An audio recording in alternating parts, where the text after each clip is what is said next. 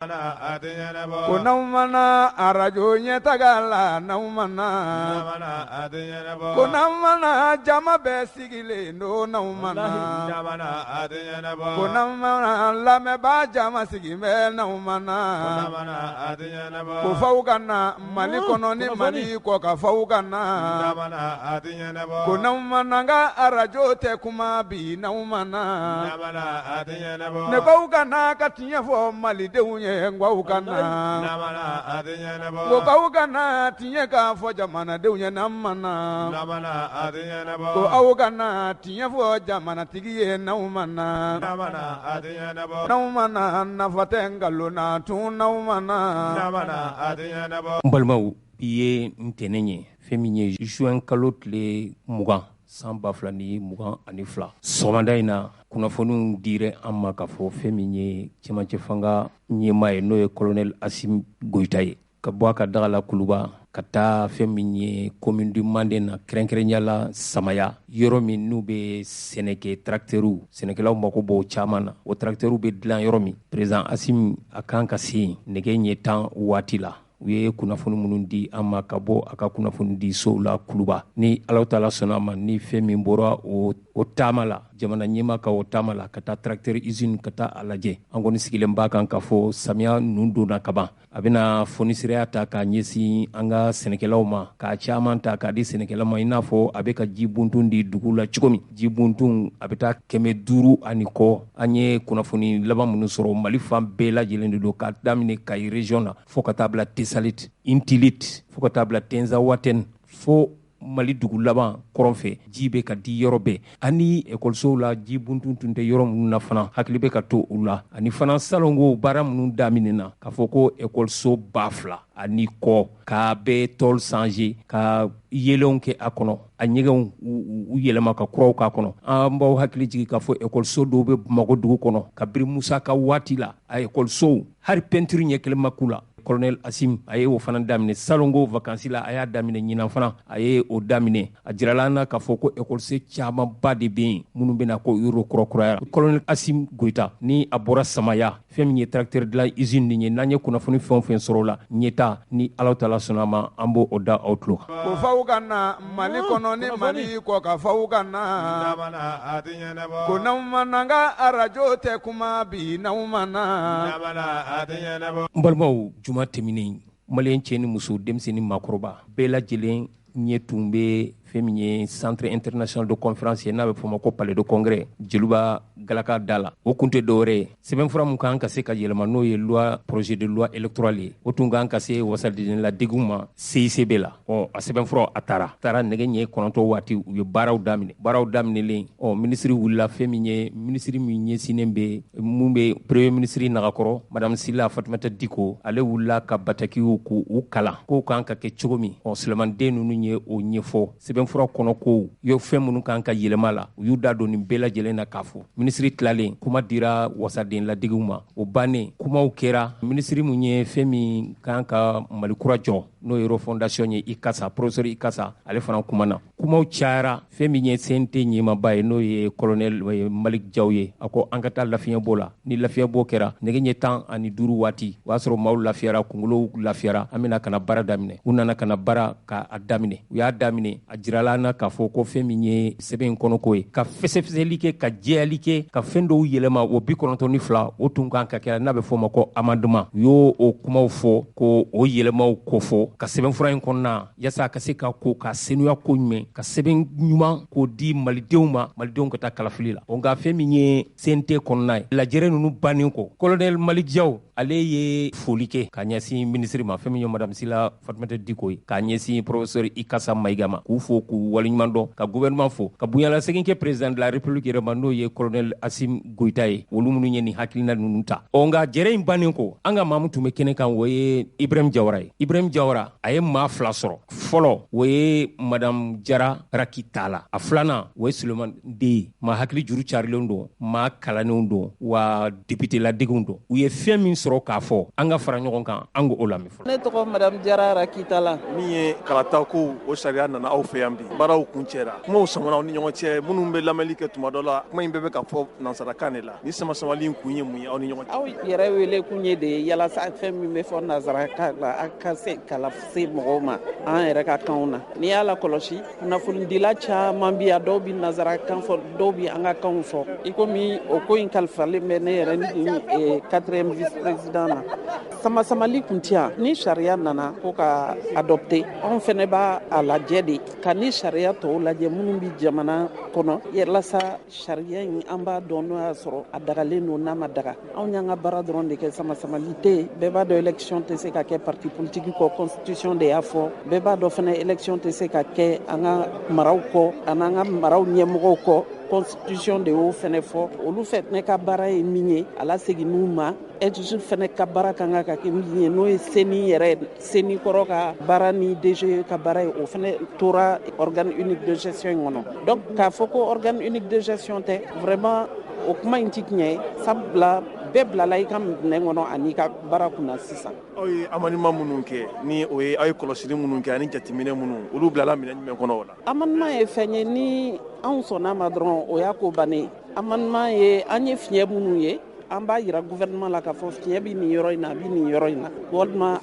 an ka segin a kan nin cogo in na a sɛbɛnni cogo kan walima an t'a fɛ yɛrɛ a ka galon ka bɔ yen amendement an b'a yir'u la dɔrɔn de n'u sɔnna o don n'u ma sɔn CNT bɛ continuer n'a ka baara ye o ye assemblée bɛ taabolo ye o ye sariya ye mais kɛrɛnkɛrɛnnen yala min kɔni ka gɛlɛn o tun de ka sariya in voter CNT mɔgɔw y'a adopté à plus de 110 voix i yɛrɛ y'a ye vraiment amendement ko tun ti problème ye sabula an kun ye gouvernement wele siɲɛ fɔlɔ la u ko k'u tɛ discuter n'an ye amendement kan ko parce que an ka amendement t'u fɛla ye donc c'est pas la peine an ka sigi ka kuma o kɛra jumajan tɛmɛli ministre ye min fɔ a ma kɛ ten o kɛra jumajan tɛmɛlen de a yɛrɛ nana ni sɛbɛn dɔ ye k'o kalan ye a y'a fori ni kuma min ye ko c'est sans objet o kɔrɔ ko kuma ɲɔgɔnya tɛ an n'u cɛ amendement ko la ni nan'i jɔ tuguni ka tila k'a fɔ ko e ma wagati sɔrɔ ka amendement kalan i dun y'a fɔ k'a ye amendement kalan ko aw fɛla tɛ a t'a fɛ bi a t'a fɛ sini donc ko ka kuma jɔ yen nɔ arabadow nana ni amendement kuraw ye mɔgɔ m'u wele kunu sɔgɔma anw bɔra salle kɔnɔ ka to amendement lajɛ n'a ye an sɔnna min ma an y'o ta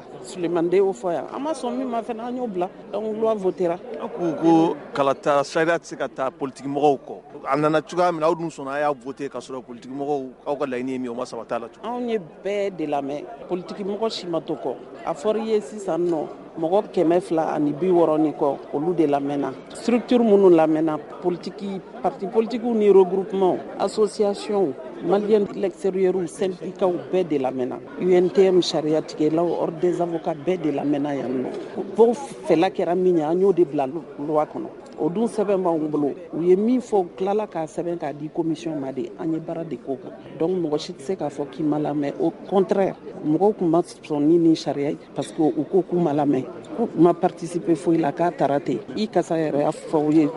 k'olu ye sariya in karaba sanburu kɔnɔ yalasa sanction kana kɛ n'a y'o karaba décembre kɔnɔ n'aw ko session datugura a y'a dayɛlɛ aw ko ka taa dayɛlɛ est-ce que aw presselen kun don tuguni ko kɛra o cogo de la fɛn bɛɛ ti fɔ quoi mais ko kɛra o cogo de la i y'a faamu anw ye bɛɛ de lamɛn bɛɛ musojɛkulu diinɛ ɲɛmɔgɔw bɛɛ de lamɛnna nin ko in na société civile fanba bɛɛ CNJ denmisɛnninlamɔgɔw parti politiques regroupement syndicats ordre des avocats ordre professionnel i miiri ta fɔ fɛ la bɛɛ de lamɛnna nin ko in a liste bɛ rapport kan kɔfɛ sɛbɛn bi d'aw ma tiɲɛ don aw ye amendement kɛ nka o b'a jira k'a fɔ gouvernement nana ni ko in ye teliya min na aw fana y'a voté o teliya an m'a voté o teliya la a fɔra i k'an ye baara daminɛ lamɛnniw daminɛ depuis avril kalo kɔnɔ an bɛ juin kalo kɔnɔ o tɛ teliya ye dɛ kalo 2 an b'a kan i y'a faamu a fɔra i fɛnɛ ko kunun k'an ye 9 de voté ni baara min dira anw ma session min kɔnɔ anw b'o de waleya an nakun ye baara de ye o de fɔra donc ni nana min ye anw b'o de baara an tɛ mɔgɔ ɲɛda filɛ dɛ anw bi Mali de filɛ sariya sɛbɛn mun nana n'o ka sɔrɔ a latilennen don i n'a fɔ jamanadenw b'a fɛ ka latilen cogo min na donc commission mun ni ne b'a ɲɛmɔgɔya la n'o ye commission loi ye ale ka baara ye ka baara kɛra ka maa 200 ani maa 60 de lamɛn n'o bɛ bɛn kulu 87 ma o kulu 87 ni maa 200 ni maa 60 hakilina ni kunkilenna kɛra cogo min na mun ye an y'o de ta k'a lajɛ sariya kɔnɔ jumɛn bɛ bɛn jumɛn tɛ bɛn fɛn dɔ ka di mɔgɔ tulo ye a bɛ kɛ jamana wɛrɛ la a bɛ ɲɛ olu bolo mais o kɔrɔ tɛ ko n'a bɛ anw ka jamana kɔnɔ k'a bɛ bɛn k'a ni a bɛ se ka sababa bɛn o de baara ye amendement ye ni sariya ma latilen an bɛ baara kɛ ka sariya latilen o baara in de amendement o 92 an y'o de proposer pour que sariya sun bɛ yen jamanaden bɛɛ k'i yɛrɛ y'a kɔnɔ komi n y'a fɔ cogo min na kalafili sariya sun don e bɛ kalafili ne bɛ kalafili mais jamana sariya sunba b'a fɔ ko ni mɔgɔ bɛ taa kalafili la i bɛ kalafili tɔn dɔ de tɔgɔ la donc parti politique don an y'a ye k'a fɔ o parti politique ninnu n'olu tɛ kalata sɛbɛn in kɔnɔ an k'u bila u bila yɔrɔ la et puis den kun tɛ di kuntigi kɔ maliden bɛɛ tulo banna maliden bɛɛ ɲɛ banna an bɛɛ sago ye kelen ye an bɛɛ bɛ la kuntilenna kelen ɲini na an b'a ɲini ala fɛ an bɛɛ ka bɛn kelen ma mun b'a to kalafili min bɛna kɛ ka cɛmancɛ fanga kuncɛ o ka kuncɛ hɛrɛ la ni kɔlɔlɔ ni basi ma y'a la. Ministre k'a fɔ k'a m'a yɛrɛ ye aw ka amendement ninnu kɔnɔna na o tɛ gɛlɛya ye sama-samali aw ni ɲɔgɔn cɛ. Non, même pas, c'est l'exercice démocratique. Je viens d'expliquer tout de suite que le gouvernement a des mécanismes de levier qui lui permet d'obliger les CNT à obliger en état son texte. Depuis manqueur là, ministère de l'administration totale comme motivé centralisation là, ministère de l'administration totale comme motivé kalafili jabi dior là. Alors n'a ministère de l'administration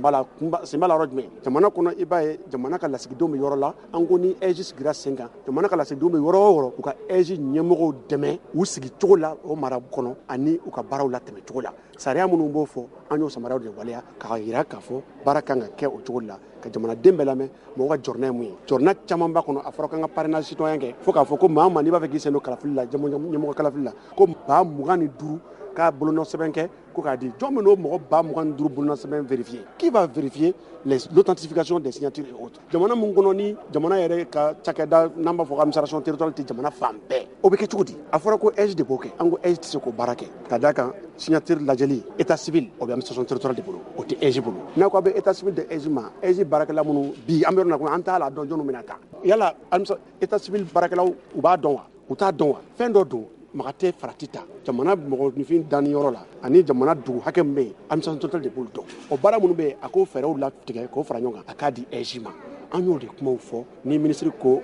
an ye administration territoriale sen don baara la k'a sɔrɔ ale tun t'a fɛ a sen ka don a la ni ma administration territoriale sen don a la an t'a dɔn i bɛ na ni kalafili cogoya min na an y'o de fɔ k'o fɔ jamanadenw ye k'o jɛya jamanadenw ma h'a ka ja fɛn caman bɛ yen a fɔra ko ka région kɛ kalatagun ye an y'a fɔ jamana sariya la a tɛ bɛn a tɛ se ka kɛ ka da ka sariya sɔsɔ don sariya minnu b'a to a bɛ sɔn cercle kɔnɔ komi kɔrɔlen voilà an y'o de fɔ k'o jɛya k'a fɔ gouvernement ye kalata papier sɛbɛn mun b'u bolo n'o ye organisation territoriale n'o bɛ yen nɔ u k'a teliya k'o lawaleya région kura ninnu cercle ka dɔn mun b'a to ni kalafili sera cercle de ye kun kalafili ye. kuma kuncɛ kuma ye min ye o ye ni kalata ni a fɔ ni sariya ye aw ma bɛn ministres ma sɔn a ma aw dun ye a voté. ni sariya sera anw ma ministre ka ko foyi t'a la bilen le ministre ne peut pas demander à ce que sariya mun bɛ ka ta ko k'o sariya tali ɲɔngiri ministre tɛ se k'o kɛ conférence des présidents reste souveraine don min na a bɛ fɔ ko CNT bɛna ni kala ta ministre Ikasa n'ale ye fanga ni ɲɔgɔn cɛ tamakɛla a tun bɛ yen a ma bɛn a ma aw bɛɛ tun bɛ yan kunun ordre du jour kalanna ko nin kalan in bɛna ta Ikasa a tun bɛ yan a ma bɛn a ma kala ta waati mana se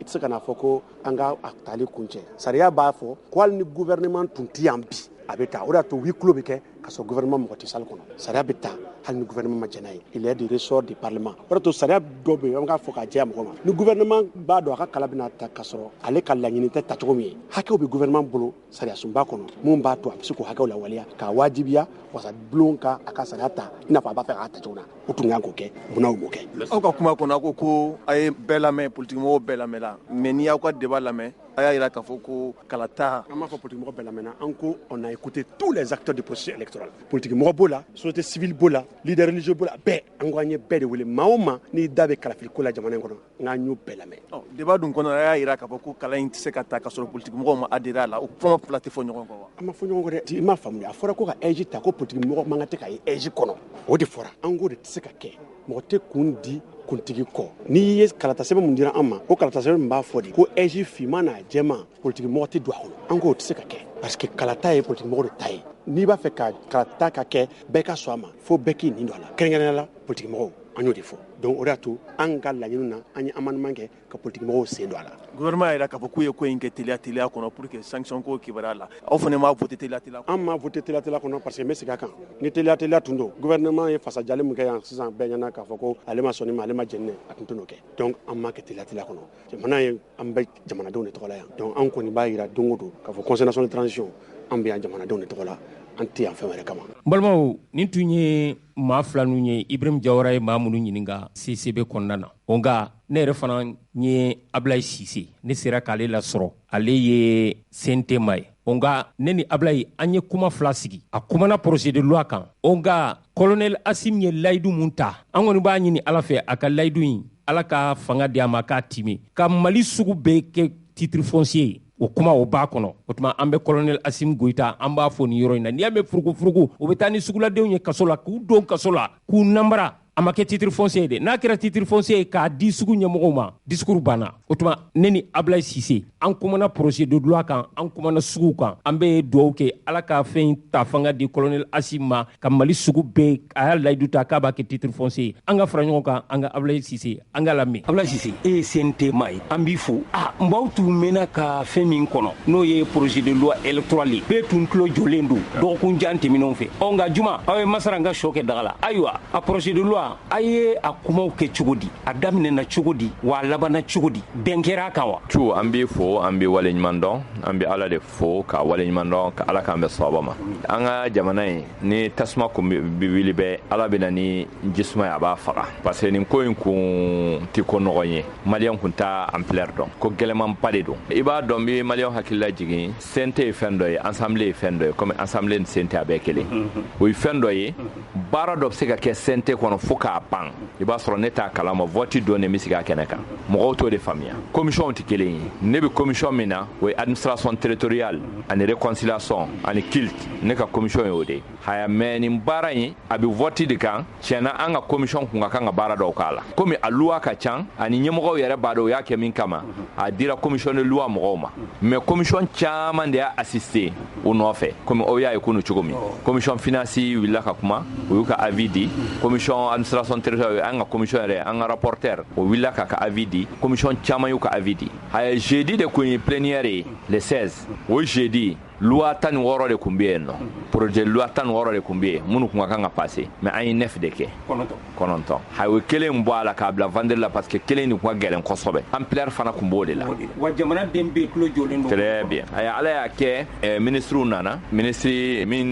délégué min ɲɛsin b'a baara ma o kun bɛ yen nɔ ka fara ministre ye n'o ye Ikasa Mayiga ye Sersa Fatumata Diko komi n bɛ a jamu dɔn mais n t'a tɔgɔ yɛrɛ dɔn haya baara ninnu kɔni démarrer la 9h pile c'est 9h de fara an donna salle kɔnɔ 9h baara ninnu maintenant o ka rapporteur y'a ka fɛnw kala o ye min y'a la tilalen o la amendements nana tugu a la 92 amendements 92 o ye amendement tɛ minnu kan ka bɔ a la amendement ye erreur yɛrɛ min na fiyɛra minnu na o de ye amendement ye amendement b'o la par exemple ni fɛn dir'i ma sisan n y'a ye nin yɔrɔ jɛngɛnen don yanni i k'a fɔta i kun b'a fɔta n y'a ye nin yɔrɔ jɛngɛnen don i k'a bɔ a la nin yɔrɔ in n m'a faamuya n mago bɛ précision na o a ye amendement b'o kan maintenant a ye amendement o fana kalanna sisan a y'a maintenant o ka sɔrɔ ka kuma di ministre ma ministre fana y'a ta fɔ olu y'a kɛ ni hakilila min ye u y'o fɔ maintenant o labanna ka a di CNT yɛrɛ membre ma projet de loi in f'a ka voter mais a bɛ voter cogo di n'u jɛna n'a ye amendement de bɛ voter fɔlɔ ka yira amendement min b'a la ka fiɲɛw bɔ a la o de bɛ voter fɔlɔ an y'o voter fɔlɔ ala barika la majorité bɛɛ y'o voter sauf comme bɛɛ y'a ye télé la cogo min mɔgɔ 3 olu de ma y'a kɔnɔ olu ta kɔfɛ an labanna ka continuer ka débat dayɛlɛ bɛɛ ka hakilina fɔ o kɔfɛ fana ka na projet yɛrɛ voter projet fana nana voter a kɛra bɔ ko projet votera mais amendement ninnu t'a la amendement ninnu bɛ ta en compte ka yira k'a fɔ amendement ninnu fiɲɛ b'u la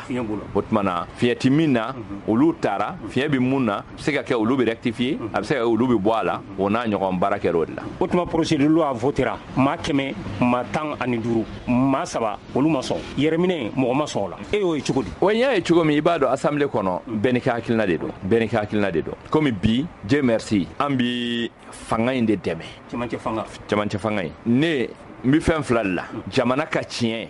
ani Mali jaw ne ɲɛ b'o de la parce que mun na olu de y'a ye jamana ma ɲi nin cogoya in na an b'a bɔ nin na an bɛ olu de suit an t'u suit tiɲɛni kan o mais fɛn min ye tiɲɛ ye n'an y'o kan mɔgɔ fɔlɔ min ka kan k'u appuyer anw de don bi transition bɛ anw ta ye mais n bɛ se k'a fɔ Mali jaw de ka surun anw na ka tɛmɛ bɛɛ kan ka d'a kan kalo o kalo peut-être an n'o de bɛ ɲɔgɔn ye siɲɛ 3 siɲɛ 4 parce que ni plénière bɛ yen jakoya aw bɛ ɲɔgɔn ye salle kelen kɔnɔ wa ni mago b'a la fana i bɛ se ka don a kan ni an ma ale appuyer a ka baara la est ce que a bɛ se ka ɲɛ wa bi ni ale échouera Asim échouera parce que mɔgɔ tɛ se ka palais gérer ko assemblée t'i bolo i tɛ se ka assemblée fana gérer ko palais t'aw bolo ninnu fila ye minɛn fila de ye tuyau b'u ni ɲɔgɔn cɛ nin b'a a projet labɛn nin b'a voter mais ni y'a erreur min b'a la ale fana man kan ka jɛn n'a ye erreur nin ka tɛmɛ ale la parce que erreur bɛ se ka ye côté dɔ la mais n'a nana ale fɛ commission sigikun ye mun ye sariyatigiw de bɛ yen aya commission de loi minnu bɛ yen maa faamuyalen de don a ɲɛmɔgɔ n'o ye Sulemani Dey ye docteur de don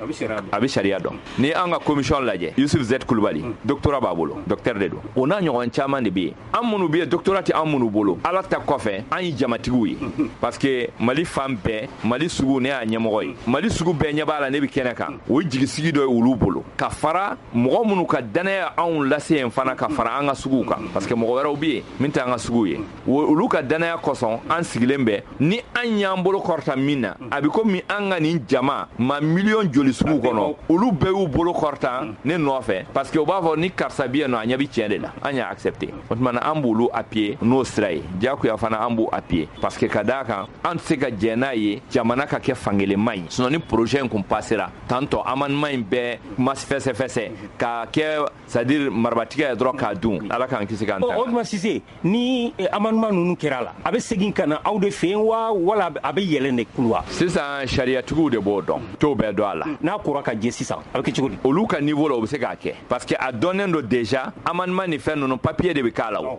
ni amendement ninnu bɔra a la ka sɔrɔ k'a voter o tuma na a bɛ se ka appliquer ten a bɛ komi fɛn kolo yɛrɛ appliquera mais ni nin fɛn o fɛn min yera a kɔnɔ min amendement ye n'o yera a kɔnɔ taalen ɲɛfɛ a bɛ yira o t'a dɔ ye depuis vote yɔrɔ la o bɔra a la ni aw y'a voter palais de congrès la maa cayara bolokɔrɔta la a bɛ yɛlɛn sanfɛ dɛ a bɛ yɛlɛn o ye wajibi de o par exemple olu bɛ na n'u ka fɛn ye diyagoya olu bɛ segin ni document ye o mais document a bɛ finaliser assemblée de la parce que assemblée de b'a yira k'a fɔ ni jɛnna ni nin ye assemblée de b'a bolo nɔ k'a la o ye sisan président n'a ka secrétaire ani a président vice président olu de b'o tɔ ɲɛnabɔ mais komi anw bi anw ti ne ti vice président la maliyɛn caman bolo ni vice président ye n ma bila o la fɔlɔ n bɛ commission dɔ kɔnɔ n ye membre de ye ala barika la an bi vote de lajɛ n'an tilala vote la a sɛbɛnni tɔw n'a a mɛsɛgɛmɛsɛgɛw n'a siɲɛtiri n'a fɛnw maintenant o bɛ président yɛrɛ n'a ka mɔgɔw bolo olu de b'a dɔn sisan o b'o kɛ cogo min mais projet de loi in na danger dɔw tun b'a la i n'a fɔ jumɛn par exemple ka na commission dɔ sigi min bɛna vote labɛn jamana kɔnɔ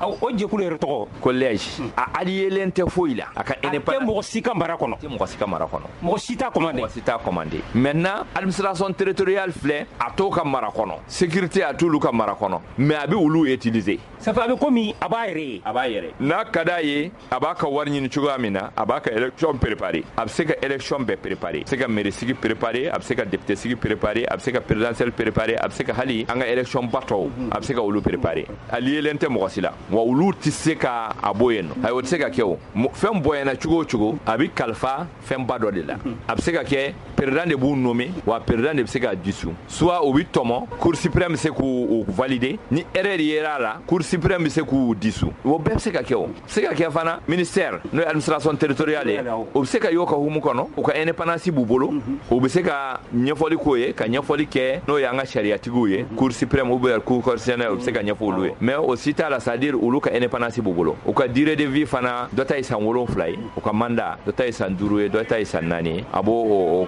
hukumu kɔnɔna na mais n'an ka sariyatigiw minnu bɛ yen nɔ olu kɔni y'a fɛsɛfɛsɛ an donnen salle kɔnɔ sisan o ye document d'an ma non o ma jɛ baara in kun gɛlɛyara même jeudi an donnen salle kɔnɔ commission de loi mɔgɔw ani u dɛmɛbagaw u bɛɛ tun bɛ salle wɛrɛ kɔnɔ nin projet kelen in kan u ye 2 mois et quelques nin kɛ baara in na maintenant u bɛ ka veiller nin dɔrɔn de la ni nin kun tɛmɛna maliyɛn bɛna fɔ ko CNT tɛ baara la a ye diyagoya CNT b'a fɛsɛfɛsɛ nɔgɔ min b'a la a b'a bɔ a bɛ jɛlen bɔ ka di jamanadenw ma a jamanadenw kun sigilen bɛ ni ni ɲɔgɔn kun tɛmɛna u bɛ se k'a fɔ nin ma CNT sigikun ye mun ye haya an fana kun bɛ ɲininkali kɛ tiɲɛna an sigikun ye mun ye parce que munna an ma se ka nin kunbɛn mais ala barika la a kunbɛra maintenant ka se k'a fɛngɛ mais min faamuya dɔrɔn jamana kɔnɔ an bɛɛ kan tilen jamana ye an bɛɛ kan tilen jamana ye ne min bɛ ka kuma a bɛ se ka vérifier ni ne kun ye wari ɲini cu bi kun b'a sɔrɔ n ka miliyari bɛ n bolo an ko jamana in ka segin a ka danbe n'a ka hɔrɔnya ma c'est pour an b'an ka sugu kɛlɛ o la place minnu bɛ san miliyɔn mairies fɛ ko mɔgɔ kelen k'a jɔ n'an sera o tigi ma ko an ma jɛn n'a ye hali n'an ko miliyɔn ta a b'a bɔ k'a di o an tɛ sɔn i ka wari la o an ko fantanw ka place ka t'u bolo o de ye jamana ta ye ni bɛɛ jɔr'i jɔyɔrɔ la la jamana in ti tiɲɛ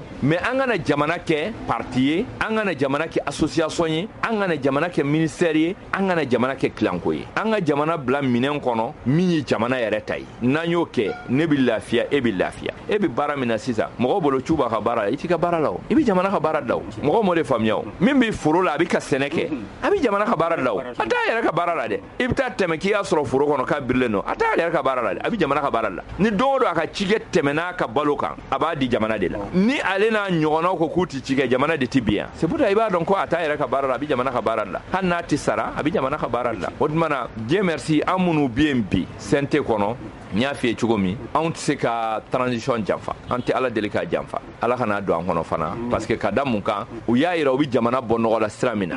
an b'u suit n'o de n y'a f'i ye n ka kuma daminɛ na ne bɛ fɛn fila de lajɛ an ka tiɲɛ ani jaw bolo fɛn tiɲɛ de don jaw ko a ka voter ne b'a voter parce que mun na n'i y'a mɛn CNT olu de nana ni yɛlɛmani dɔ ye wa an bɛ ka olu de suit e bɛ ka min suit o y'a bolo kɔrɔta e ye bolo jigi maintenant e dɔ b'a ka fanga na o maintenant e b'a ka fanga de yira a la k'a fɔ ne bɛ e de nɔfɛ o de b'an bɛɛ yɛlɛ c'est pour cela CNT bi opposition tɛ yen majorité tɛ yen o b'a fɔ 100% ou bien 99% ou bien 80 n'i y'a yɛrɛ a ma se 121 i bɛna sɔrɔ mankan min b'a la mɔgɔ kelen kelen min mana olu de don sinon procuration fana tun bɛ yen procuration bɛ yen nɔ mais dɔw bɛ yen nɔ o tɛ procuration ni mɔgɔ ma i bɛna sɔrɔ u man kɛnɛ ou bien u bɔra ka taa ou bien u n'a ɲɔgɔn ou bien fɛn dɔ b'u la o ma procuration ni mɔgɔ ma u t'a diyagoya k'a fɔ hɔn ko fo karisa ka procuration n'a mana bɔ ti tigɛ minnu bɛ salle kɔnɔ ni procuration minnu na baara bɛ kɛ ni olu de maintenant a bɛ fɔ nin mɔgɔ hakɛ de tun bɛ yen nɔ sinon ni ma fili 121 personnes de don o 121 personnes maintenant ni procuration ni u ka absence t'a la maintenant a bɛ kɛ 100% de o mais n'i y'a ye a bɛ fɔ 111 ou bien 115 dɔw bɛ yen o ma procuration ni mɔgɔ wɛrɛ ma ŋunuŋunu kan dɔw fana bɛ anw ye kunnafonidilaw ye ko constitution kura bɛ na kɛ yan nka dɔw b'a la ko constitution ko hali ni nin bɛɛ kɛra ko 92 constitution ko a tɛ yɛlɛma mais mɔgɔw ma yɔrɔ min faamuya ne ye fɛn dɔ mɛn komi ne tɛ fɛ ka mɔgɔ tɔgɔ fɔ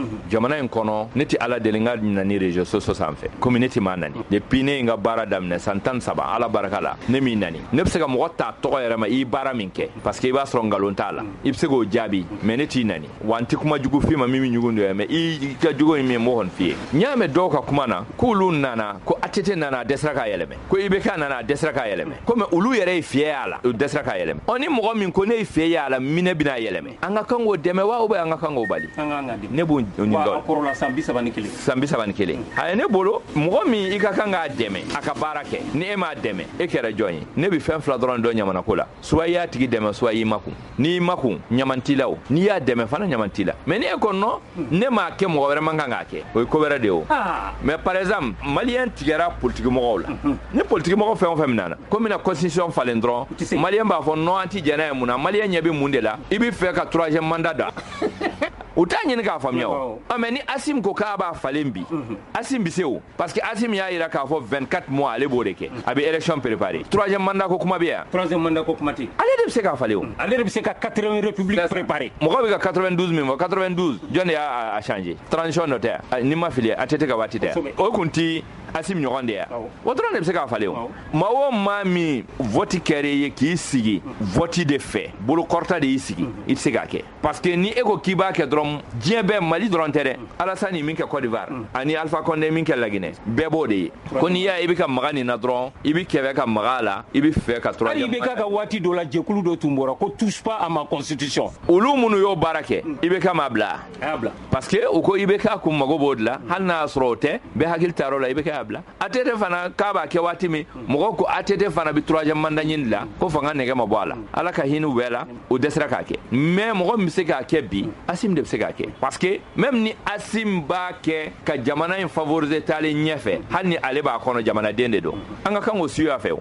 an ka kan k'o suivre ne kɔni bɛ min fɔ jamanadenw ye min fɔ maliyɛn bɛɛ ye u k'a faamuya o ye ladilikan ye n b'a fɛ maliyɛn bɛɛ k'a faamuya ala kama fɛn min ka ɲi e ma a ka ɲi jamana ma mais ko karisa de bɛna kɛ wa o karisa min bɛna kɛ ne t'a fɛ an bɛɛ mago ka sa pour que ale kana tɔgɔ ɲuman sɔrɔ an k'o bɔ an ka ko kɔnɔ hali jugu n'a bɛna fɛn kɛ a bɛ e nafa a bɛ mɔgɔ wɛrɛ nafa don so kɔnɔ a kana k'i ɲɛna a bannen kɔfɛ i a lajɛ ne ɲɛ b'o la mais ne ma se k'a kɛ maa wɛrɛ t'a kɛ ou bien a ma kɛ karisa tile la mɔgɔ wɛrɛ tɛna kɛ jinɛw de bɛna k'an ɲɛ ou bien ala bɛna mɛlɛkɛw ci ka k'an ɲɛ Asi min ko k'a b'a kɛ bi a k'a ye commission sigi 15 jours a b'u reçoit o bɛ contrat ni k'a ye 2 mois de b'u bolo maliyɛn jɔn bɔra ri sanfɛ k'a fɔ ko ma jɛn n'a ye c'est que mɔgɔw jɛnnen don n'a ye o ni Asi ko bi bɛɛ ka taa ni kunkolo ye k'a bɛ kilo kelen tigɛ maliyɛn bɛ taa o parce que maliyɛn bɛ taa mun na o b'a fɔ peut-être n'an tulo farala ɲɔgɔn kan a kunkuru ko peut-être a bɛ n'o de yira ko nin bɛɛ bɛ ne nɔfɛ maliyɛn bɛ taa o tulo kunkuru wa ou bien i ni bɔli mɔgɔw bɛ na fɔ ko peut-être ko ne yɛrɛ kɛra politique mɔgɔ ye politique kuma tɛ o Asi min fɛn dɔ daminɛ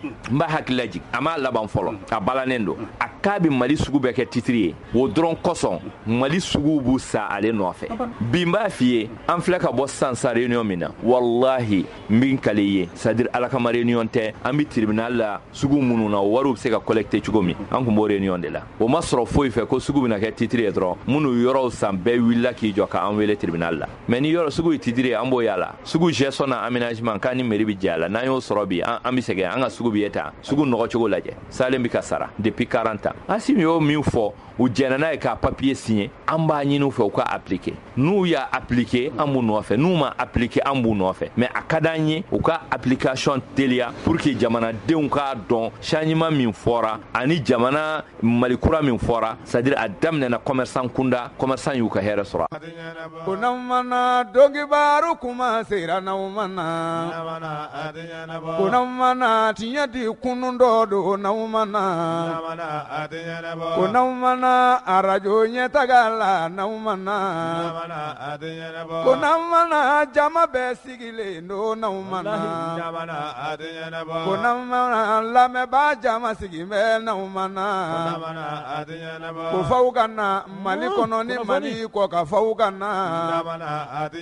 ko n'aw mana n ka arajo tɛ kuma bi n'aw mana ne k'aw ka na ka tiɲɛ fɔ malidenw ye n k'aw ka na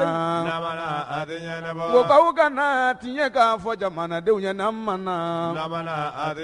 ko aw ka na tiɲɛ fɔ jamanatigi ye n'aw mana. Chérie, ya macaroni ka di dɛ. Ni macaroni lakika ye Pastaroma ye alikama mugu gɛrɛgɛrɛ ye min bɛ dilan an yɛrɛ fɛ Mali la yan Kapal SA fɛ macaroni Pastaroma a ye ɲɛna cɛ ka ɲi wa a dundala ka di Pastaroma a sugu ka ca yaasa bɛɛ ka ni dingɔ sugandi escargot fusilli spaghetti vermicelle ani bayani a bɛ sɔrɔ butikiw alimentation supermarché sugu Mali fan bɛɛ n'aw mago b'a caman san ta la aw ka se goloni na u jabala bala wala bɛ weleli kɛ 20 21 65 30 20 21 65 30. Pastaroma a nandan ka di a nama kɛrɛbɛtɛ. Awɔ Pastaroma nandan ka di a nama kɛrɛbɛtɛ. kunamana lamɛnbaa jama sigi bɛ n'aw mana ko faw ka na Mali kɔnɔ ni Mali kɔ ka faw ka na ko n'aw mana n ka arajo tɛ kuma bi n'aw mana ne k'aw ka na ka tiɲɛ fɔ malidenw ye n k'aw ka na. N balimaw fɛn min ye narenakaw ye narena ale bɛ kangaba cercle kɔnɔ nka kunnafoniw y'a jira an na k'a fɔ ko fɛn min ye chinois ye chinois bɛ sanu bɔ mun na ye u bɛ taa samiya donnen mɔgɔw ka forow tu tigɛ tuma min ka yiritigɛw kɛ k'u bɛn'u ka danniw ni fɛnw kɛ manden n'i ko manden i ko sɛnɛ n'u ko k'u b'u ka forow k'u ka danniw kɛ chinois bɛ na n'u ka machines ye k'a fɔ ko sanu bɛ yen k'u bɛna sanu bɔ maa wɛrɛ tɛ janfa la u ka sous-préfet ani maire olu de bɛ janfa la wa denmisɛnnin ninnu ni mun ko k'a bɛ muruti u b'o minɛ ka t'o di gendarme ma gendarme b'o don kaso la o tuma an ye munumunu kɛ an ye narena ka den don mun b'a jɔna mun b'a kalama ka d'a kan an ye maire wele nɛgɛjuru la maire ma ka ɲɛnama fɔ an ye an ye dugu den dɔ sɔrɔ a bɛ kɛ minnu na u dɔgɔninw n'u kɔrɔmusow ni u baw bɔra k'u ka nisɔngoya yira an ye narenaka mun sɔrɔ balankumanaka a bɛɛ bɛ narena de kɔnɔ ye o ye Sidiki Keyita ye a ye dɔɔni mun sɔrɔ k'a fɔ an ye chinois ka nin tɔɔrɔli in kan manden kɔnɔ ko sanu bɔ samiya in na Musa Tarawele dun y'a fɔ an ɲɛna ko sanu tɛ kɛ basi ye dɛ o tuma u ka ɲɔw dan u ka kabaw dan Keyita cɛ ye fɛn min sɔrɔ k'a fɔ an ye nin chinois ka tɔɔrɔ in kan o filɛ nin ne tɔgɔ Sidiki Keyita. Sidiki Keyita e bɛ bɔ narena yan. Non ne bɛ narena commune na ne ye balankumanaka ye ne bɛ bɔ balankumana mais balankumana togoda Kunguru an b'a togoda la n'o ye Kunguru ye bon togoda ni togoda naani ɲɔgɔn na kungudu dagateni balangoda bilini ani bɔgɔkɔlen ani kɔdani sisan tiɲɛli ninnu b'a fɛ ka wuli ni buguda damadɔ in de kɔnɔ. An y'a mɛn ko Chinois bɛ narena aw ka yɔrɔ la k'u bɛ ka samiya dun sera k'u bɛ ka mɔgɔw ka foro minɛ ko sanu bɛ ka sanu bɔ nka kunnafoni dɔ y'a jira an na k'a fɔ aw ka sous-préfet b'a la maire b'a la o ye tiɲɛ ye. O ye tiɲɛ ye parce que la a ma fɔ ne yɛrɛ kɔ a fɛn bɛɛ kɛra ne yɛrɛ ɲɛna bon ne yɛrɛ bɛ Bamakɔ yan an tun b'a kuma mɛn fo Ala nana kɛ ne yɛrɛ nin nana lawaleya ne yɛrɛ ɲɛna a kɛra tɛnɛn tɛmɛnin na a don a y'a sɔrɔ an taara an kɔrɔkɛ den 2 olu tun kan ka furu kɛ an bɔra Bamakɔ yan ka t'o la Ala kɛ an toro yɛrɛ furu dantigɛli la Kangaba commandant ani Narinata Kulukoro gouverneur taara a dugusakɛ mais an yɛrɛ ka togoda la n'o ye Kunguru ye Kangaba commandant ani Narina commandant olu de wulila ka taa an sɔrɔ yen ni dégâts ninnu kɛra o kɔnɔna na bon dégâts minnu kɛra san u taara k'u nana ni Chinois bɛna baara kɛ an ka yɔrɔ la bon u y'a kuma fɔ a mɛnna u n'an ka mɔgɔw ma ɲa la depuis u b'an ka mɔgɔw wele kungurukaw n ye buguda damadɔ min f'i ye u b'olu wele an ka dugu yɛrɛ kɔnɔ Balankomana an ka dugutigiba yɛrɛ sen na f'u ma ɲa la u ma ɲa la u tun bɛ Balankomana yɛrɛ an bɛɛ farala ɲɔgɔn kan ka Balankomana ta in nalɔ bon sisan u k'u b'u bila ka taa anw fan fɛ n'o ye Kunguru Kɔdani Dagatini Balankɔ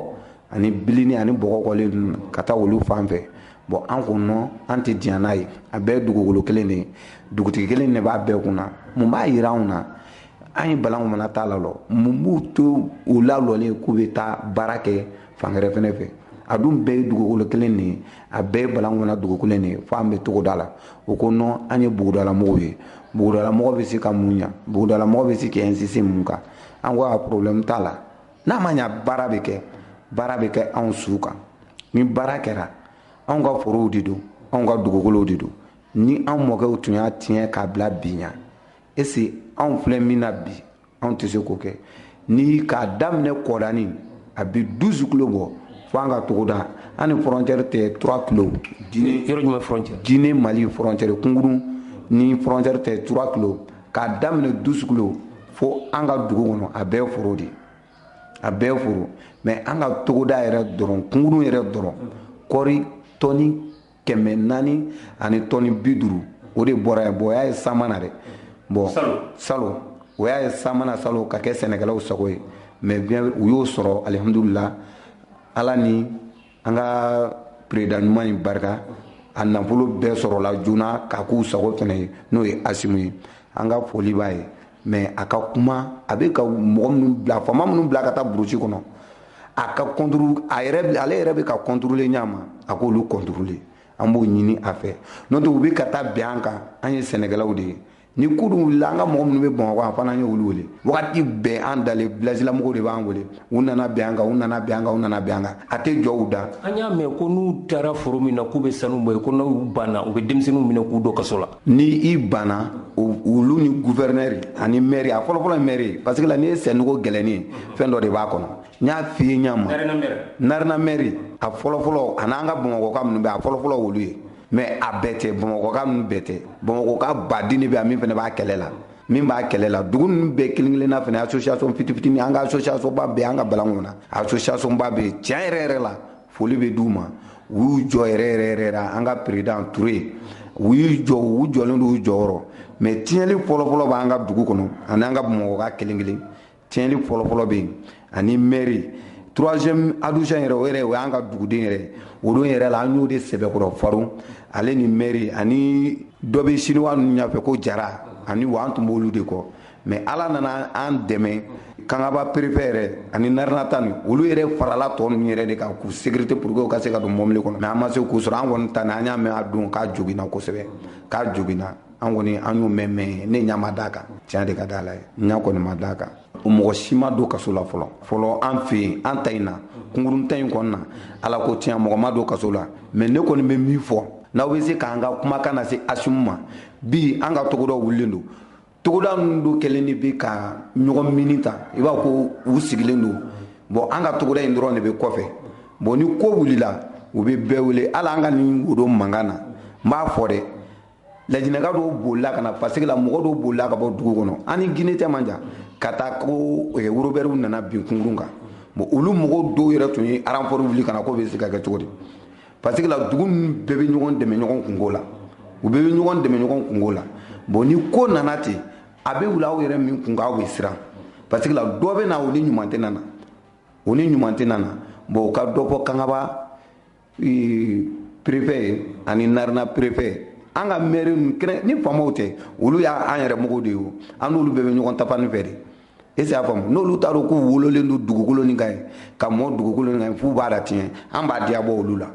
mais olu minnu bɛ ka t'u sécurité tiɲɛ yɛrɛ la ni faamaw sera ka kuma u fɛ mairie e bɛ nin i b'i ka san 5 kɛ i bɛ taga mais an ka dugukolo to yen i wasa don ni garijɛgɛ kɛra sara min ye i k'o sɔrɔ i wasa don o rɔ n'i ye affaire min sɔrɔ i ka mairie kɔfɛ i wasa don o rɔ mais ni dugudenw banna min ma aw b'o diyagoya dugudenw ka mun na ko an bɛ togoda la. ça fait maire ni narina sous préfet olu bɛ sinow de ka fanfɛla u bɛ sinow de ka fanfɛla la ani kangaba préfet minnu y'an sɔrɔ an ka togoda la kunkurun togoda la. sinow ninnu u sera narina san jumɛn. bon tiɲɛ yɛrɛ la a kɔni peut-être u kɔni u bɛ narina sisan a bɛ 3 ans ou 4 ans. u taara ni mansinbaw de ye. u taara ni mansinbaw de ye u ka mansin kanja in u taara n'o de ye bili o de b'u bolo ye hali an ka dugu kɔnɔ balan kɔnɔ o de fana tun b'u bolo ye bon dingɛ in kɔnɔ ka dun dingɛ in ka dun wagati bɛɛ ni misi binna kɔnɔ a b'a la yɛlɛ tuma hali ni mɔgɔ binna an ka dugu kɔnɔ balan kɔnɔ denmisɛnnin 2 de tora yen denmisɛnnin 2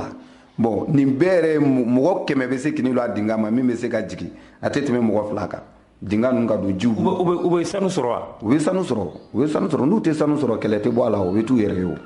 mais u bɛ fɛn de sɔrɔ a la u bɛ sanu sɔrɔ. sisan welekan jumɛn bɛ e bolo ka ɲɛsin narinaka minnu bɛ yan ani minnu bɛ yan fɛ ani minnu bɛ kɔ kan. bon welekan min kɔni bɛ ne bolo k'a lase bɛɛ lajɛlen ma narina commune kɔnɔ mɔgɔ bɛɛ lajɛlen ma ka fara manden bɛɛ lajɛlen kan an k'an bolo di ɲɔgɔn ma kulukoro gouverneur ye min fɔ a ye tiɲɛ fɔ a ko maninka ka jugu a yɛrɛ de ma maninka an tɛ ɲɔgɔn fɛ an k'o dabila diɲɛ filɛ yɔrɔ min na an ka mɔgɔ minnu an ko mɔgɔ minnu kalannen an k'olu to yen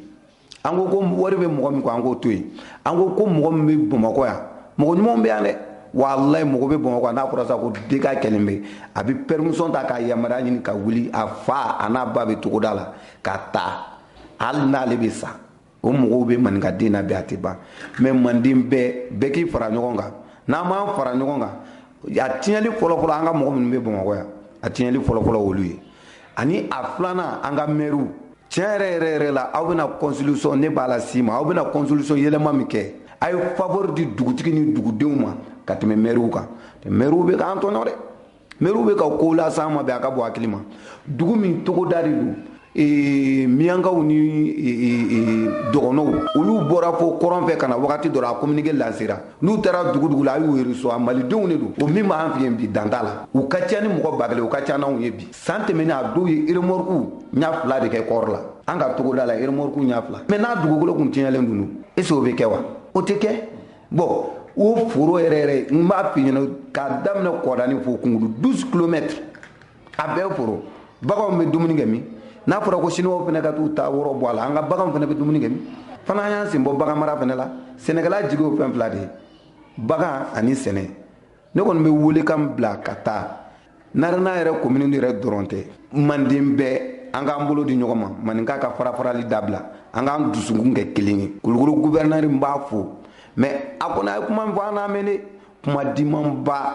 mais n'a lawaleyara o de ye kuma ye mais n'a ma lawaleya a ka kuma a ma sen sɔrɔ dɛ an kɔni an b'o fɔ a ye k'a fo k'a barikada a taara an fɛ yen tiɲɛ yɛrɛ la a baarakɛɲɔgɔnw a ka kankari daw ye u ka hinɛ an na ala yɛrɛ kama u k'an ka togodaw to an bolo n'u bɛ taa n'u n'i taara jɛlenya kan mali b'an bɛɛ sanfɛ bon bi k'a fɔ ko nin ye togodalamɔgɔ ye nin ye togodalamɔgɔ tɛ yen bilen bɛɛ bɛ renouveau filɛ bɛɛ bɛ télé ɲata filɛ bɛɛ bɛ serifula filɛ bɛɛ bɛ ORTM den ni 1 filɛ télé privé kanali ninnu bɛɛ burusi kɔnɔ mɔgɔw i bɛ taa cɛ n'a muso sɔrɔ o 2 dɔrɔn de sigilen bɛ u ka so kɔnɔ bi k'a filɛ ventilo bɛ k'u finfa kilimu jimanw b'u bolo e bɛ taa lɔ k'o ye bugudalamɔgɔ ye a bɛ min dɔn i t'a dɔn i n'i ka kalan bugudalamɔgɔ ninnu bɛ min dɔn i bɛ duguba kɔnɔ bi ninnu bɛ min dɔn an t'a dɔn olu yɛrɛ b'an wele information na a ka bon hakili ma i m'a faamu wa ne kɔni bɛ foli di maninka bɛɛ ma an k'an bolo di ɲɔgɔn ma tiɲɛ yɛrɛ la a y'aw jija a bɛ constitution min natɔ ni k'a yɛlɛma an k'a kɛ ala kama maires u k'u u ta n'u bila dɔn u dan ye min ye u ka fɔ population fana ɲɛna ka fɔ population ɲɛna ne ka laɲini kɔni o de ye k'an ka président ɲuman nin fo an bɛ k'a soutenir ni san fila min banna o ne ka hakilina ye k'a fɔ maliden bɛɛ ye mɔgɔ i t'i to kɔlɔn kɔnɔ k'i bekun fɔ mais ni san fila in banna aw minnu u sen bɛ ɲɔgɔn sen nɔ la a y'a kɛ ala kama an ka président nin to yen an ka président nin to yen dɛ an yɛrɛ minnu bɛ burusi kɔnɔ bien vrai que gɛlɛya bɛ yen mais an ye lafiya min sɔrɔ nin ka tile la an ma deli k'a sɔrɔ fɔlɔ parce que la ni tun ye politiciens ka tele an ka togoda u tun bɛ taa an bɛɛ minɛ foyi tɛ bɔ a la foyi tɛ bɔ a la a tun tɛ ɲɛɲini mais n'i y'a ye k'a daminɛ ne y'u wele tɛnɛn fo bi foyi tɛ yen tarata mɔgɔ ma taa yɔrɔ la bɛɛ y'i pɛrɛ an wo an kɛrɛfɛ dugu wo mɔgɔ si ma taa foro la mais alhamdulilayi araba kɔni mɔgɔ ye foro la wa daminɛ fo sisan hali natɔla sisan n ye weleli kɛ o ko ko problème tɛ yen fɔlɔ n'o tɛ n'i y'a ye ne yɛrɛ mɛnna mana o ko anw ka to yen fɔlɔ parce que la anw bɛ se ka mɔgɔw la sabali cogoya dɔ la n'a dan'u yɛrɛ dama ma o tɛna se ka kɛ bon ni nin ɲɔgɔnna kɛra n'a m'an bamakɔkaw sɔrɔ yen se danbe y'a tiɲɛ la burusi kɔnɔ mɔgɔ dimini san fila balo bɛ sɔrɔ mɔgɔ minnu bolo e ko mɔgɔ ye burusi kɔnɔ mɔgɔ ye a burusi kɔnɔ mɔgɔ wɔrɔ i bɛ taa mɔgɔw sɔrɔ an fɛ yen hali n'u ma sɛnɛkɛ san wɛrɛ balo b'u bolo. an b'i fo Keyita. ne k'aw ka na ka tiɲɛ fɔ malidenw ye n k'aw ka na ko k'aw ka na tiɲɛ k'a fɔ jamanadenw ye n'an ma na ko aw ka na tiɲɛ fɔ jamanatigi ye n'aw ma na. Basila fɛn min ye dɔgɔnɔw ka yɔrɔ ye ni a bɛ fɔ o ma ko centre an delila ka Dana Amasago maa dɔw wele n'o ye Isa Duɲɔ ye ka kuma Dana Sago u bɛ jɔyɔrɔ min na centre kɔnɔ ale ye kuma min fɔ jɛkulu bɛ yen jɛkulu min ni o ye collectif des villages de Koro vivant au flanc des falaises o ye dugujɛkulu minnu Koro dugujɛkulu minnu n'u u ka maanifinya n'u bɛ k'o kɛ falaise n'o ye kulu kɔrɔla fanfɛla ye a bɛ fɔ o ma ko falaise ka d'a kan dɔgɔnɔ dɔw bɛ sanfɛ dɔw bɛ kulu seleke la dɔw bɛ duguma n'a bɛ fɔ o ma ko plaine dɔgɔnɔ bɛɛ tɛ kulu sanfɛla nka collectif des villages de Koro vivant au flanc des falaises u y'an wele k'u bɛ na k'u fana bɛ na u ta fɔ komi Isa Duɲɔ kumana Dana Amasago kan Dana Amasago ko maaw hakili la k'a fɔ o de ye solution ye ja Dana Amasago tɛ solution ye Dana Amasago ye problème de ye a ka ɲi u yɛrɛ da o tuma an ka bi an bɛ Amadu Gindo an b'ale lamɛn ale bɛ bɔ Banba Kujaga o y'a ta ko fɔlɔ ye an ka fara ɲɔgɔn kan ale ye fɛn min fɔ Dana Amasago ko la ntɔɲɔ min bɛ dɔgɔnɔw kan an ka fara ɲɔgɔn kan an k'o lamɛn o ye bi ta ko fɔlɔ ye. Amadu Gindo an b'i fo. an yɛrɛ b'aw fo. Burama Tolo an b'i fana fo. an b'i fo. aw bɛ ɲɛta kɔnɔ bi fɛn min ye aw bɛ bɔ dɔgɔnɔ dugu la aw ka jɛkulu aw bɛ to ka ɲɔgɔn ye n'o ye lajɛ dɔw ye an ye a fɔ dɔgɔkun tɛmɛnen na k'a fɔ ko fɛn min ye dɔgɔnɔw ye k'u tɛna sɛnɛkɛ ɲina o situation bɛ cogo di terrain kan ye aw minnu bɛ bɔ yen an b'a fɔlɔ Amadu. an yɛrɛ b'aw fo aw ka kunnafoni di ɲumanw na bon an ye collectif des villages de Koro vivant au flanc de la falaise bon dɔgɔnɔdugu réalité tɛ kelen ye dɔw bɛ duguma dɔw bɛ sanfɛ dɔw bɛ kulu sanfɛ dɔw bɛ kulu ni dugumana la cɛnɛ la an bɛ olu de cɛlɛ la bon an ka jɛkulu ye mun ye mɔgɔ minnu bɛ kulu ni dugumala cɛlɛ la an ka jɛkulu ye o de bon an ka jɛkulu sigira mun fana kama kɛlɛ nana a daminɛna Koro mara de la kɛlɛ dannen Koro mara la dɔgɔnɔw bɛɛ donna la dɔgɔnɔw bɛɛ donna kɛlɛ nin na u y'a fɔ fula ani dɔgɔnɔ kɛlɛ nin daminɛna o de la bon an y'a ye fagaliw bɛ ka kɛ an bɛ ka ɲɔgɔn faga nafa tɛ ka y'a la tagalen ɲɛ dɔw b'a fɔ terrorisme de don dɔw b'a fɔ danaw de don a ko ɲagamina kosɛbɛ maintenant sisan kuma minnu bɛ yen an ka collectif la an bɛ dugu min bɛ kulu jukɔrɔla la an ka problème tɛ yɔrɔ si ye ni danaw tɛ danaw minnu ye dɔgɔnɔw de don u nana k'u bɛ dɔgɔnɔw de lakana danaw Dana Amasago mɔgɔw de nana bon k'olu bɛ dɔgɔnɔw de lakana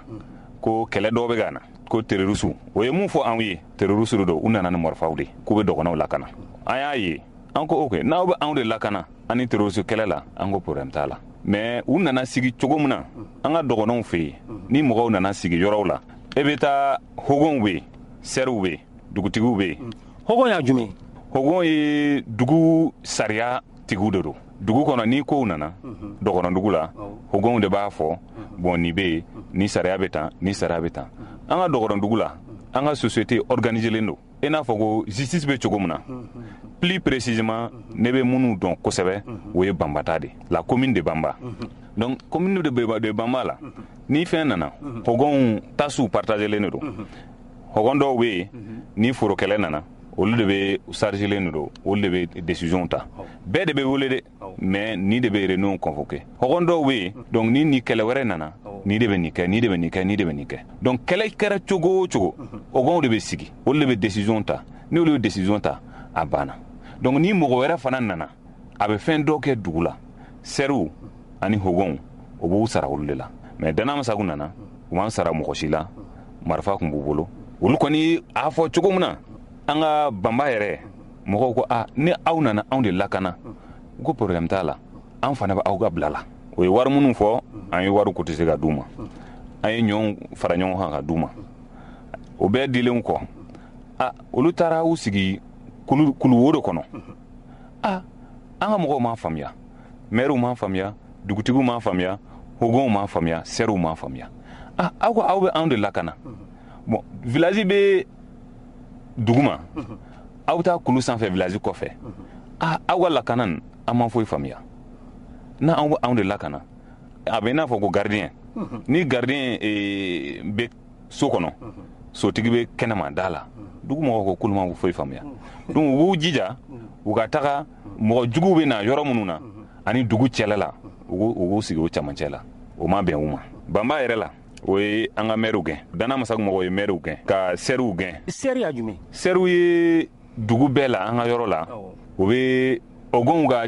olu de bɛ ɔgɔnw ka ciw kɛ nin kɛra olu de bɛ ɔgɔnw ka ciw kɛ olu de bɛ organisation bɛɛ kɛ donc o de ye sɛriw ye o ye sɛriw caman gɛn dugu la mɔgɔ o mɔgɔ minnu influence b'a la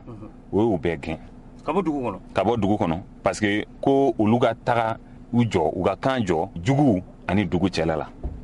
alors que olu taara u dogo kulu wo de kɔnɔ donc u bolila bon mɔgɔ minnu lamɛnlen don dugu kɔnɔ Bamba in u caman bolila Dana mɔgɔw y'u gɛn k'u ka dugu bila u ye dugu bila an ka maire yɛrɛ depuis o wagati a bɛ koro hali sisan a ma se ka taa Bamba donc entre temps an bɛ wari cotiser ka d'u ma an bɛ fɛn bɛɛ d'u ma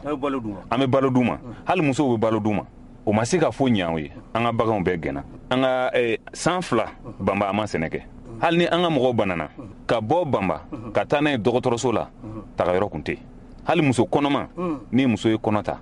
ka bɔ Bamba ka taa dɔgɔtɔrɔso la taga yɔrɔ kun tɛ parce que très généralement an bɛ taa an furakɛ koro an bɛ koro mara de la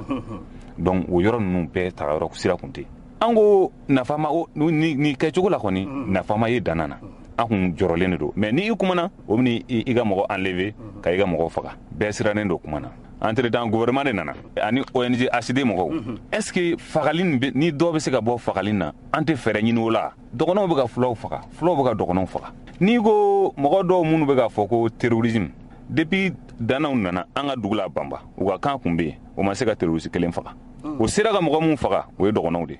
u dɔgɔnɔɲɔgɔnw de don donc réconciliation nana mɔgɔw nana avec l'aide du gouvernement ka mɔgɔw olu de taara ani koro préfet olu fana bɛɛ b'a kalama ani ONG ACD mɔgɔw o ye dugutigi bɛɛ fara ɲɔgɔn kan koro commune 16 de bɛ yen commune 12 o bɛ réconciliation na u nana o ye dɔgɔnɔw sigi o ye fulaw sigi aw bɛ ka ɲɔgɔn faga mun de kama an t'a jɔ aw ka bɛn entre vous dɔgɔnɔw ni fulaw cɛla la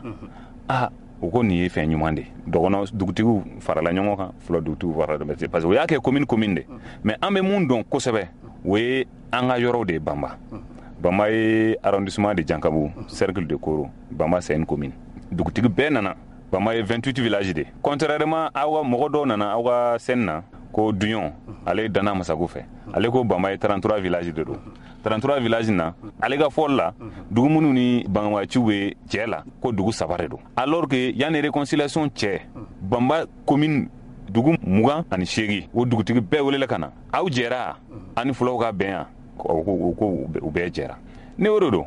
a ye bɛn o ye fulaw wele ka na o ye dɔgɔnɔw wele ka na korokaw b'a kalama a daminɛna koro mandugu hali cɛ bɔra aw ka radio so la ale ka dugu ye barapɛrɛli de ale ka dugu bɛ réconciliation na ale ko accord an kɔni tɛ accord dɔn ani mɔgɔ minnu bɛ na o ye ani minnu tun bɛ sigi la depuis an mɔkɛw ani fulaw de bɛ sigi la fulaw de an ka misiw b'u bolo u ka fɛn dɔw b'an bolo o bɛ na nɔnɔ feere ka ɲɔ san ka na bon fulaw fana ko Dana Masagu nana ko fulaw kana na don sugu la fulaw kana na do dɔgɔnɔ dugu la olu fana ye kungo kɔnɔna ye foro kɔni u ta ye dɛ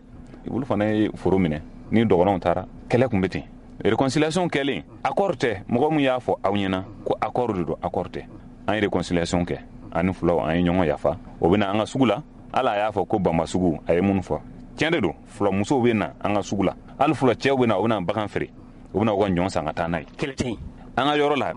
bi na an bɛ yɔrɔ min na mankan kelen mun bɛ yen o ye Dana Masagu de Dana Masagu depuis a nana o ye tiɲɛli mun ladon banba n b'a fɔ aw ye an ka cɛkɔrɔba dɔ bɛ yen an tɛmɛru commerçant ba de tun don k'a to banba dɔgɔnɔ dugu la a bɛ sɛnɛ kɛ a b'a ka feere kɛ a ye mobili san a yɛrɛ ye banba ye don dɔ la u nana ko ale bɛ taa sugu la tɔw tɛ ka taa sugu la mun na a bɛ ka taa sugu la sugu mun ye Mandugu sugu donc k'ale ni ani fulaw de jɛlen de don o de la u nana minɛ a ka butigi la u taara n'a ye u y'a bugɔ u taara n'a ye hali sisan an tɛ kibaruya dɔn Dana Masagu de y'o kɛ o ye fɔlɔ ye mɔgɔ mun nana e ka mɔgɔw i protéger a bɛ a ka mɔgɔ faga filanan ye mun ye an ka jeunes 3 olu bɔra u taara u ka bagan ɲini de la banbakaw de don ala ye dɔw bɛ an b'a fɔ a ma cɛmbere ani amadɔmɔ u ka bagan tunna u taara u ka bagan de ɲini tuyagi u y'u ka bagan ye an ye information mun mɛn u ka bagan yelen o ye ala de wele ka na an ka bagan filɛ nin an ka misiw filɛ nin yan donc entre temps u y'a faga u y'u faga u saba bɛɛ fagara u saba fagalen tuyagu dugu dɔw bɛ sinɛngɔ de an n'u cɛ olu ye sangaraw de don donc an taara banbakaw farala ɲɔgɔn kan an ye an ka tradition kɛ an ye u ɲininka ko ayi k'olu t'a kalama dɛ ko fɛn minnu bɛ yen u ka bon n'olu ye an ye dangaw don an ye fɛn bɛɛ kɛ traditionnellement ka segin ka na maintenant kɔfɛ an sera k'a mɛn k'a fɔ ko danaw de y'u faga an ka denmisɛnnin 3 nu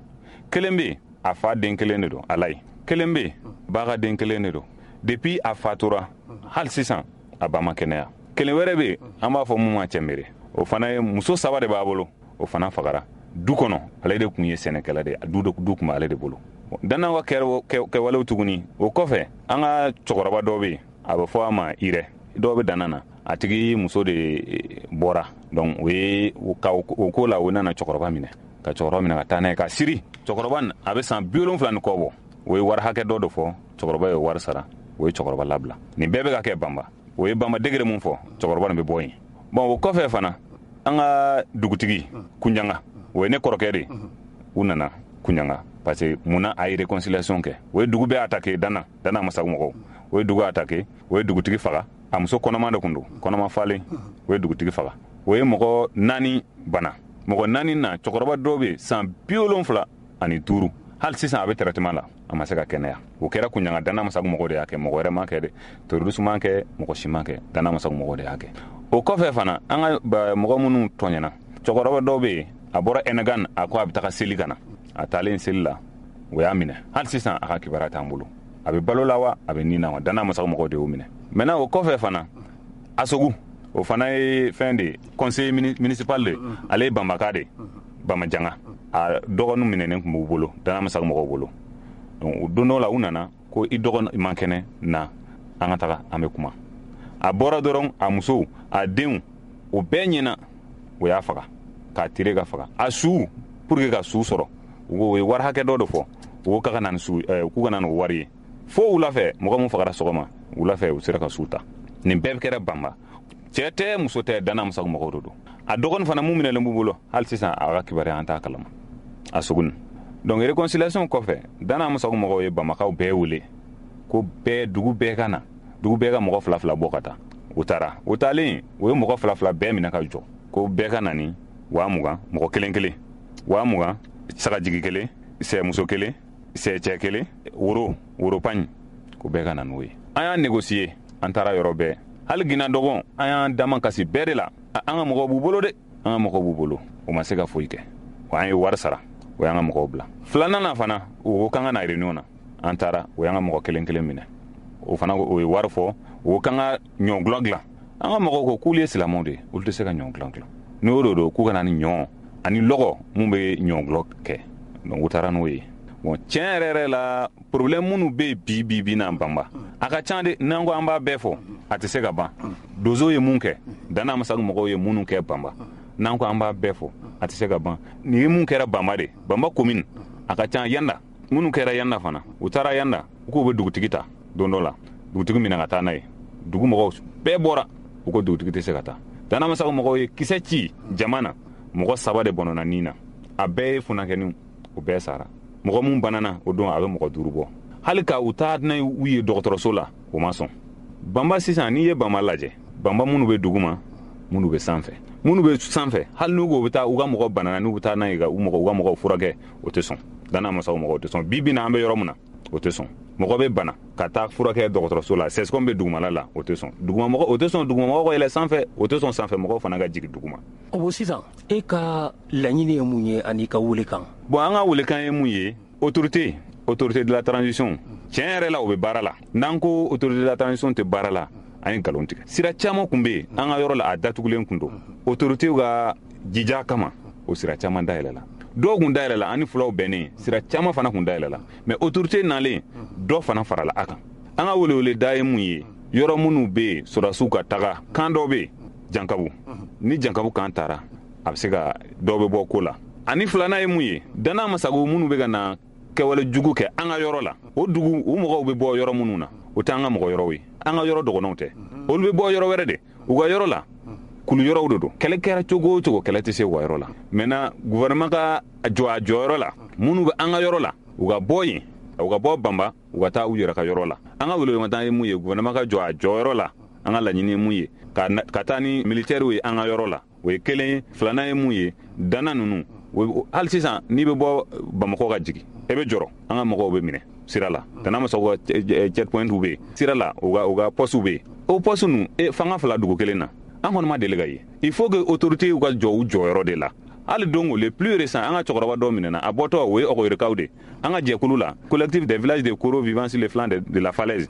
ɔgɔyiri b'a la Kasaberedosu b'a la Amba b'a la toute la commune de Bamba b'a la bon hali sisan mɔgɔ yɛrɛw bɛ yen hali sangakaw wulila u ka kɛwale jugu na maintenant an ka mɔgɔw ka bɔ ka taa Bamakɔ o ye cɛkɔrɔba minɛ san 70 ni kɔ Baɲakara u ka poste mun bɛ yen o y'a minɛ dɔrɔn o y'a ka wari bɛɛ bɔ yen wa 70 o y'a ka wari bɛɛ bɔ mais alhamdulillah Dieu merci autorité mɔgɔw y'u jija pour que cɛkɔrɔba nin ka sɔrɔ an ka mɔgɔ 2 fana minɛnen b'u bolo o ye mun ye tolo bɛna don kuma na kosɛbɛ u ka mɔgɔw de don an n'u bɛɛ de ye dugu kelen ye an ka welelekan ye mun ye gouvernement ka jɔ u jɔyɔrɔ la vraiment si l'armée quand même armée sɔrɔdasiw bɛ kɔni u bɛ ka l'armée monte en puissance c'est vrai an ye caman ye an y'a nɔ ye an ka yɔrɔ la kɔni an y'a nɔ caman ye l'armée monte en puissance o ye tiɲɛ de maintenant an kɔni b'u wele u ka jɔ u jɔyɔrɔ la dugu kelen na fɛn 2 tɛ de autorité 2 tɛ fanga 2 tɛ dugu kelen na dana b'u ka sariya sigi an ka yɔrɔ la minnu tɛ bɔ an ka yɔrɔ la u ka bɔ an ka dugu la u ka Bamba bɛɛ to yen u ka ɔgɔyiri to yen an ka collectif bɛ yɔrɔ min na u ka an ka yɔrɔ to yen u ka taa wa yɔrɔ de sécuriser an ka laɲini tɛ 2 ye u ka an bila ani an ka mɔgɔ minnu bɛ bɔ Bamakɔ ka jigin u bɛ mɔgɔ minnu enlever ka tila ka wari ɲini rançon ɲininkali kɛ u ka dabila an ka sécurité an tɛ fɛ ka sous-traiter mɔgɔ si fɛ an bɛ fɛ armée ka na an sécuriser an tɛ fɛ dana musaw ka na an sécuriser tabarikala ne baw ka na ka tiɲɛ fɔ malidenw ye ngwaw ka na ko baw ka na tiɲɛ ka fɔ jamanadenw ye n'an ma na ko aw ka na tiɲɛ fɔ jamanatigi ye n'aw ma na n balimaw fɛn min ye juin kalo in tile 7 ka taa bila a tile 20 tile 15 ministère de l'assainissement et de l'environnement o ye sigida lakana ani an ka fiɲɛ ɲuman sɔrɔ o ka mɛn sen na o département ɲɛma o Moribo Kɔnɛ ye ɲinan 15 de l'environnement a kɛra Buguni région na Buguni kunnafonidilaw welela ka taa ministère de l'environnement et de l'assainissement et du développement durable maaw fɛ ministre ye fɛn min sɔrɔ a kɛnɛ kan an ka ɲɛta cidenw u ye fɛn min sɔrɔ k'a fɔ an ye ministre ye kuma minnu fɔ ani journaliste ye kuma falen mun kɛ an ka fara ɲɔgɔn kan an ka Moribo Kɔnɛ an k'ale lamɛn. Bugunikaw an tɛ se ka bɔ kuma na n'an ma foli kɛrɛnkɛrɛnlen da b'a ɲini a ka tɛgɛrɛ fɔ Buguni bɛɛ lajɛlen ye. An ka artiste ye min jira an na sisan n'o ye jiriko ye o man ka dɔgɔ si la n'a hakilila ouverture la le 5 juin an da sera o jiriko kelen ma an b'a ɲini population fɛ baara in bɛɛ ti eaux et forêts ka baara ye aw ka baara fɛnba de b'a la. Ne hakilila n'i y'a fɔ mɔgɔ ye don o don nin dabila a bɛ se yɔrɔ dɔ la a b'a dabila jiri tigɛ bɛ degun min s'an ma ne hakilila a bɛɛ b'a dɔn n'i y'a ye an b'a fɔ ko samiyɛ daminɛna Buguni bi a hakili tora a ka jiriw de la o de y'a to san bɛna yan nɔ a bɛ taa ka segin yɔrɔ minnu n'a tigɛlen don olu tɛ samiyɛ ko kuma yɛrɛ fɔ donc aw b'a dɔn a kan ka min kɛ pour que minnu b'a la ka charbon tigɛ hali ni aw b'a san a ye kuma u fɛ u k'a dabila a dabilali n'a tila a nafa bɛ aw kan a bɛ maliyɛn bɛɛ lajɛlen kan parce que ni kuma diyara n na n b'a fɔ a ye waati damadɔ kɛra la Buguni n'a fɔra ko kɔɔri bɛ sɛnɛ Mali kɔnɔ Buguni coordination de tun ye premier ye donc o ma sɔrɔ gansan o sɔrɔla Bugunikaw ka cɛsiri fɛ sanjiko fɛ fɛnɛ donc n b'aw ɲini aw fɛ vraiment bɛɛ k'i jija nin jiriko in na a ka k'an bɛɛ ka baara ye an y'a ye bi an ye min ye bi ne ko k'an bɛ quinzaine na mais dɔw fana b'u ka quinzaine la olu ta kɛra jiritigɛ ye u bɛ fɛ ka an ka baara cɛ an bolo donc n'u tulo bɛ n kan na n b'a fɔ n ko charbon tɛna an ka du kɔnɔ an b'a ɲini u fɛ u ka baara kɛ dɔɔni an bɛna mesure ta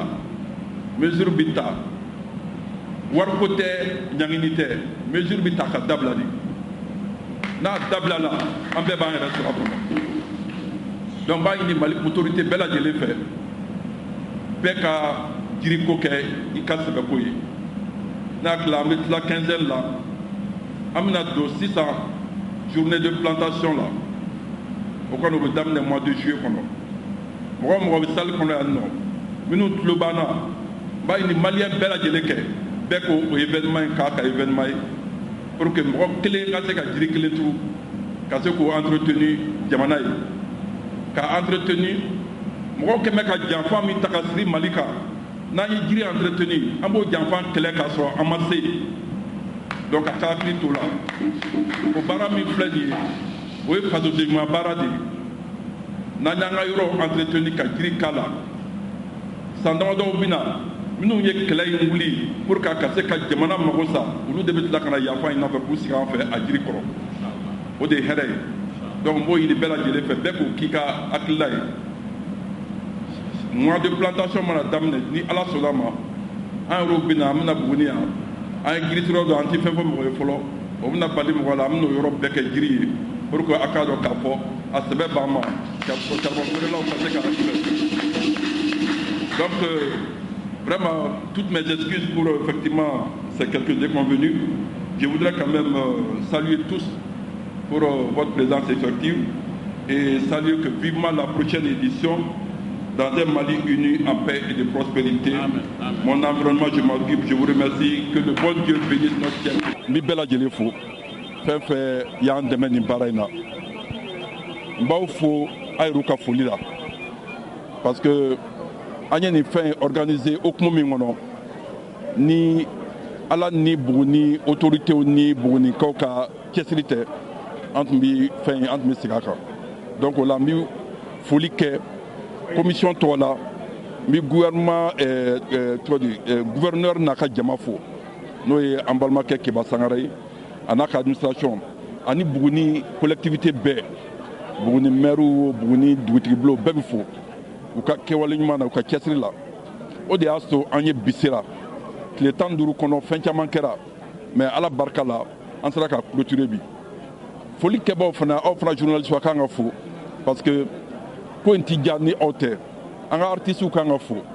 mais message min fɔra jama ye nin ko in kɔnɔ c'est que an ka hakili to an ka environnement la an ka sigida la an ka hakili to an ka jiriw la an ka hakili to jiriw la ni mun ye parce que dɔw bɛ yen olu b'a la ka tiɲɛ dɔw b'a dilan yarɔ tiɲɛni ka teli ɲɛni ye donc mɔgɔw k'u hakili t'o la an ka jija an b'o baara min kɛ nin ye a nafaba de bi jamana kɔnɔ parce que n'i ye Buguni mara ta Buguni mara kɛra waati dɔw la région min don a sɛnɛfɛnko ni a kɔɔriko ka fisa ni yɔrɔ région bɛɛ o bɛɛ ye jiri ka hakɛw de ye donc n'an y'o bɛɛ jateminɛ misaliya la an kan k'an jija de mɔgɔ mɔgɔ bi tiɲɛni na u ka se ka deli u k'a dabila u k'a dabila a dabila kuma na yanni gouvernement ka wuli k'a jɔ a jɔyɔrɔ la donc an b'o laɲini kɛ mɔgɔw fɛ n b'a ɲini aw fɛ vraiment 23e min ɲɛna cogo min 24e ni ala sɔnna ma an b'aw wele an bɛɛ ka taa ɲɔgɔn sɔrɔ Gawo ka taa jiri turu cɛncɛn ka yen nɔ ka se k'a jira Gawokaw fana na k'a fɔ nin 15 y'an bɛɛ de jɛ ye a bɛɛ de jeli ka fɔ hali bi n bɛ bɛɛ lajɛlen fɔ merci pour tout min ye n wasa o ye Bugunikaw ka accueil ye u ye ko in ta k'a k'u ta ye o de bonya bɛ o ye bonya diyara ye kosɛbɛ wa ne hakili la gouvernement bɛɛ nisɔndiyalen don o la parce que i bɛna yɔrɔ dɔ la n'a tigi ma i ka ko k'a ta ye i bɛ jɔn i yɛrɛ la donc ne kabini n'a daminɛna fo ka taa se bi la vraiment an bɛ karama de kɔnɔ donc o kɛra fɛnba de ye fɛnba min an bɛ se k'a fɔ vraiment tare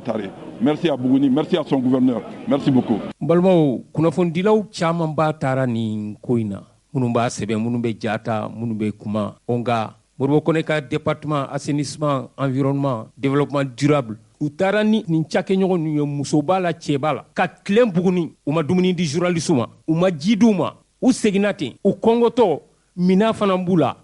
n'an m'a lajɛ ko manden jeliw ko ni gintan bɛ kɛ u bɛ wele gintan tɛ fɔ o kɔ nka n'u nana gintan fana na u ka jate